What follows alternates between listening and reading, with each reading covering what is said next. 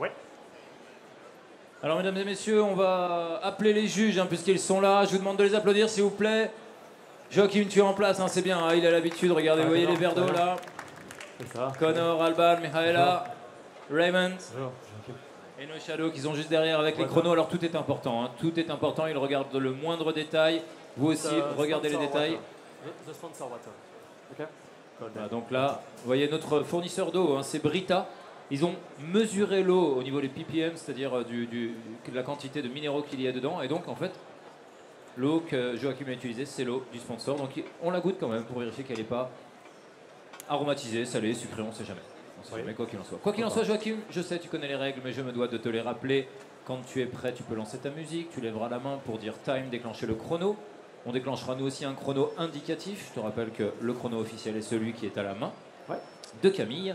Et tu arrêteras toi-même, puisque tu es maître de ton temps, le temps en disant time. Quand tu es prêt, messieurs, dames, les juges, vous êtes prêts? Ils sont prêts. Joachim, à toi la scène. On l'encourage une dernière fois avant qu'il déclenche le time, s'il vous plaît, messieurs, dames, on fait du bruit. Joachim Morceau.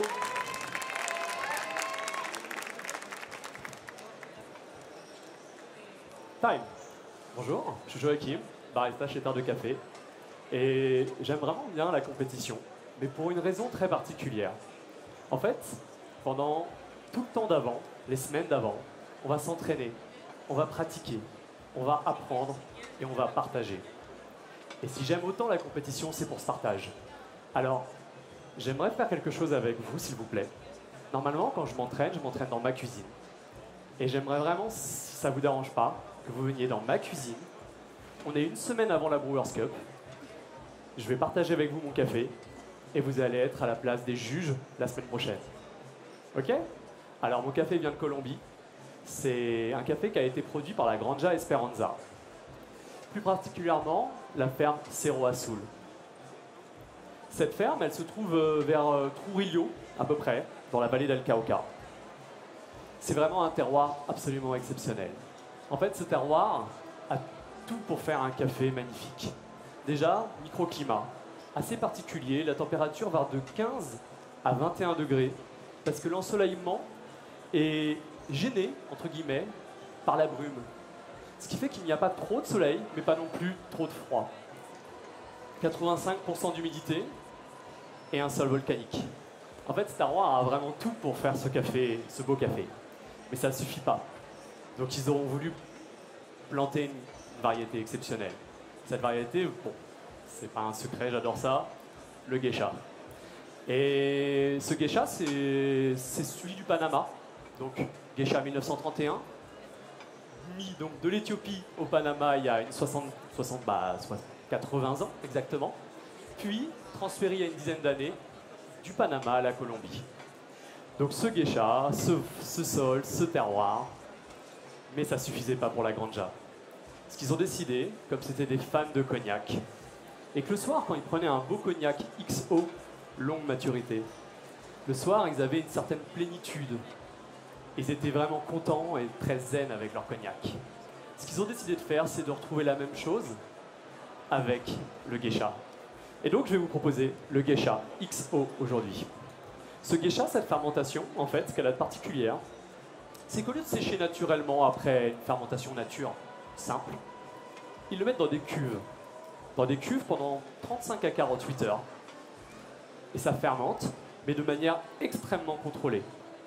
Le but, c'est de venir exhauster les flavors, l'intensité, surtout exotique, et travailler sur une acidité particulière, mais sans jamais passer sur le côté alcoolique. Et en fait, juste pour ça, pour arriver à ce contrôle, jamais au-dessus de 25 degrés, et surtout, ils ont cueilli des cerises avec un certain degré de Brix, 18, ce qui pourrait sembler pas énorme de base, mais qui permet de ne pas partir sur une surfermentation. Donc c'est ce café que je vais vous proposer aujourd'hui. Juste, c'est vrai qu'après cette fermentation, évidemment, on va quand même sécher, séchage mécanique, en silo, pour l'arrêter rapidement, sous 4 jours à peu près. Je ne vais pas vous le cacher, ce café, je l'ai reçu la semaine dernière. Et pourquoi? En fait, je ne vous le cache pas, c'est parce qu'il a été récolté en décembre 2018. Donc il n'y a même pas 2 mois. Reçu la semaine dernière, Et normalement, j'aurais tendance à vouloir faire sur un torréfacteur énorme, enfin gros, et puis plusieurs batchs. Mais j'ai pas pu. Donc ce que j'ai fait, c'est que j'ai travaillé sur l'Ikawa, qui est un sample roaster. Pas trop. Et pendant ce temps-là, je vais faire ça. Hop. Je vais vous réexpliquer après combien je mets. Donc je disais, le sample roaster.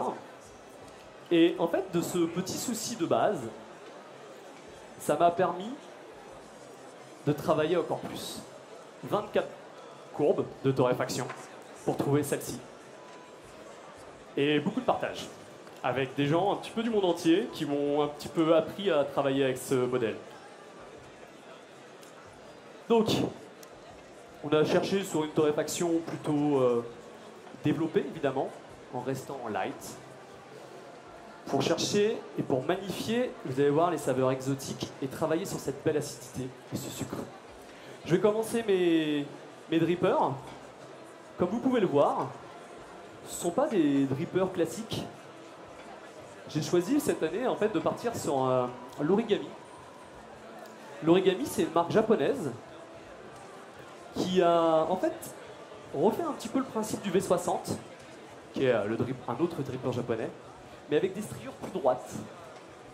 Et ces striures droites vont permettre de donner un côté un petit peu plus direct, une structure plus sur cette acidité qui était déjà le point fort de mon café. C'est pourquoi j'ai choisi ce dripper-là. Donc, au niveau de mon café, recette classique chez moi, de 12 pour 200, en 5 versements. Le but, c'est de travailler une forte homogénéité entre mes brous et une forte extraction. La température, je l'ai mis à 93 degrés. Et en fait, j'avais travaillé mon eau, comme j'aime bien faire, minéralisé. J'ai fait 2 recettes différentes, mais ce matin, je suis arrivé, et ce qui était le meilleur, c'était l'eau Brita qu'on a en backstage, qui magnifiait les arômes exotiques, et qui emmenait aussi un petit peu, vous allez le voir, sur ce qu'apporte cette fermentation. Je vous en dis pas plus, mais des notes légèrement proches du cognac. Je change de bouilloire juste pour garder en stabilité thermique et garder une température de 93 degrés. Alors, donc, mon café, vous allez voir, on va vraiment être sur les notes exotiques aujourd'hui. Donc, au nez, je vais d'abord vous demander, si ça ne vous dérange pas, de goûter, de sentir la carafe. Et vous allez voir, on sera sur quelque chose de assez chocolaté. Mais très rapidement, vous aurez le côté exotique. Et en fait, je vais vous redemander de ressentir ce café plusieurs fois. Parce que dans le verre, et quand il refroidit, les notes changent totalement. Et on se retrouve sur des choses qui sont plus prunes, beaucoup plus fruits mûrs exotiques. Et ce côté rhum brun, cognac, sans aller trop dans l'alcool. En bouche, les premières notes, un petit peu comme au nez, vont être sur le chocolat. Très très rapidement, c'est l'acidité de l'ananas. L'ananas très vive qui va arriver. Quand il refroidit vers 40 degrés, pas encore à froid, vous allez être sur quelque chose qui sera très tropicaux. Mangue, passion, ananas. À froid, l'acidité change. Elle passe du citrique de l'ananas au côté un peu plus tartrique du raisin. Et les arômes changent également. On va avoir des arômes plus floraux, comme la violette, mais aussi, et surtout, un côté fraise des bois mûrs et ce côté cognac, rhum brun. Au niveau du corps, mon corps est assez médium, mais vraiment intéressant quand même, parce que il va avoir quelque chose de plutôt sirupeux et agréable. Je vous laisse sentir dans un premier temps.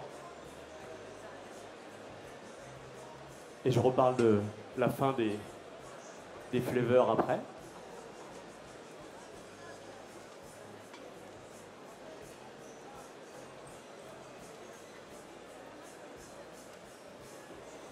Donc, ce qui va être frappant à la dégustation, ça va être ce côté exotique et cette acidité. Cette acidité, elle est d'une brillance absolue. Personnellement, c'est une des plus acides et des plus intéressantes acidités que j'ai eues. Mais elle va être aussi magnifiée par une belle sucrosité. Et cette sucrosité, je trouve, c'est ce qui vient faire la balance et la complexité de mon café. Vous avez vu, les arômes ne sont pas totalement exactement pareils dans le verre, surtout que ça commence à refroidir.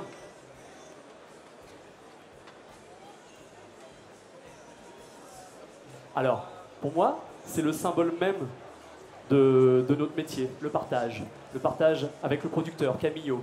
Le partage pour les drippers, le partage pour l'eau, le partage pour l'Ikawa, le partage avec vous maintenant dans ma cuisine. Je vous souhaite une super dégustation. Time.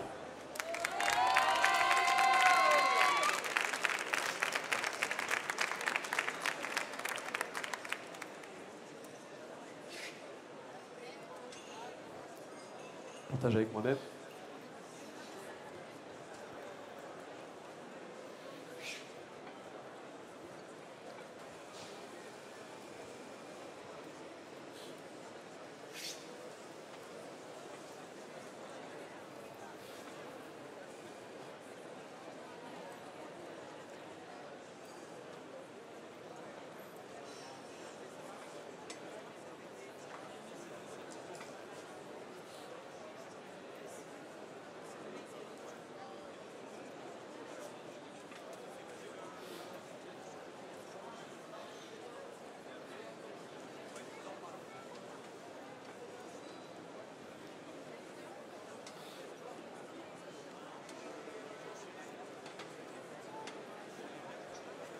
Allez, viens, moi Joachim, viens me parler de tout ça.